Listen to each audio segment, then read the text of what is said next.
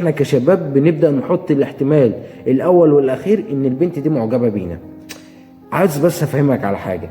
تعالى نفترض ان البنت دي معجبة بيك وانت معجب بيها، تمام، وانتوا الاتنين خلاص نفس المشاعر الموجودة عندك والموجودة عندها واحدة، يعني خلاص، وانت لقيت قلبك وعقلك متفقين عليها، مع انه في الزمن بتاعنا ده نادر جدا لما تلاقي قلبك وعقلك بيتفقوا على شخص واحد، نادر جدا. بس تعالى نفترض المثال لاخره، قلبك وعقلك متفقين عليها وانت بتحبها وهي بتحبك وخلاص بتموتوا في بعض، وانت يا سيدي جيبك فاضي، يعني بمعنى صح مش جاهز، مش جاهز بانك انت تاخد خطوة الجواز او بانك انت تخش البيت من بابه وتطلب ايديها، مش جاهز لدي. فانت هيبقى قدامك حل من حلين.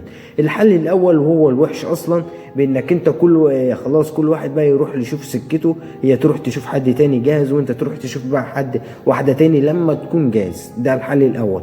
الحل التاني بانك انت تقول لها يا بنت الناس استنيني سنه سنتين عقبال ما اكون نفسي، ولما اكون نفسي اجي اطلبك من ابوكي واطلب ايدك، تمام. هتقول لك ماشي في البدايه والكلام الحلو ده كله. بعد كده، بعد يعني الانسان اصلا بطبيعته وفطرته بان هو بيختار الاحسن ليه، بان هو بيختار اللي بيضمن مستقبله. هي بعد يعني هي هتستناك سنه سنتين ثلاثه اربعه خمسه، بعد 5 6 شهور هتلاقي بيتقدم لها واحد واثنين وعشرة ومية، اللي احسن منك واللي اقل منك، اللي اغنى منك والافقر منك، اللي في الشكل احلى واوحش منك، اللي في اللبس اشيك واقذر منك، هيتقدم ليها اللي قليل واللي اعلى منك.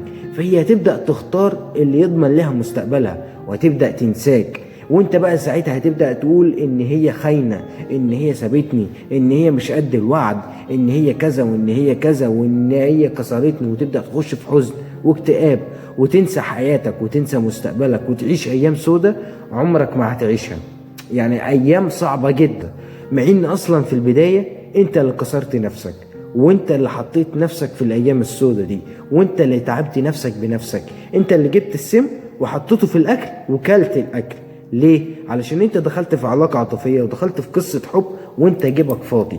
يعني انت مش جاهز. ليه تخش في حاجة وانت مش جاهز ليها؟ استنى لما تكون جاهز ليها وخش ابدأ.